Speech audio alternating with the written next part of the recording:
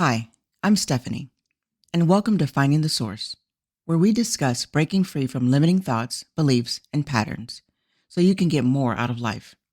Our mission is to teach you how to get to the source of your sticking points so that you can experience true freedom and create a life that you can love. I want to remind everyone of a very important thing to consider when you are rebooting. That is, making changes in your life, making a shift from old to new things or from old to new experiences. And that thing is, don't focus on the unpleasant feelings, the unpleasant emotions, the unpleasant experience, or the unpleasant people. Focus on what you would prefer to feel, what you would prefer to do, how you would prefer to experience life, or how you would prefer to experience a relationship, or whatever that thing is that you're hoping to shift or change, how you would prefer to live life abundantly. Think about what that feeling would be like. Think about what that experience would be like, because whatever we focus on, we magnify. It's like a speck of dirt on the floor. If you take a magnifying glass and you hover over that speck, of course you're going to notice it. And if you walk all around the floor, you're going to notice a whole lot of specks. Do you hold that magnifying glass and just continue to look for specks on the floor? Continue to look for places where you're going to find blemishes that's going to irritate you? You don't want to do that. You want to think about, what is the solution to this problem? So the speck on the floor is a problem and I don't like it.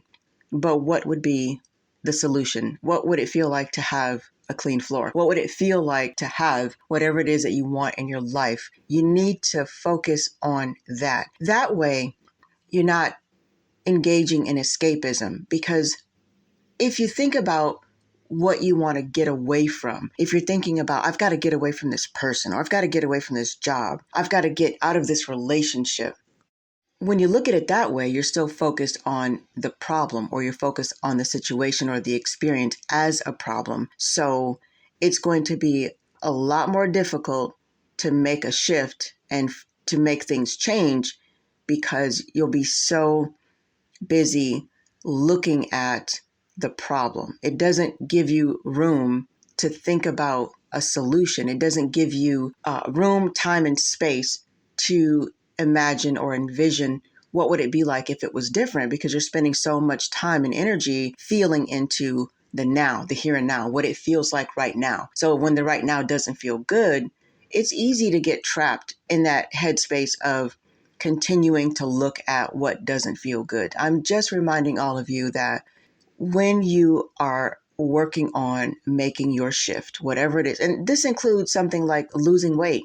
If you're constantly looking in the mirror and you're reminding yourself that you are overweight, that you don't like what you see in the mirror, your clothes don't fit, or you've got a muffin top or whatever that is, and you're constantly getting on the scale. I used to do a lot around weight loss and healthy eating programs, helping other people to drop the weight and tone up their bodies. And I would tell people, don't even get on the scale.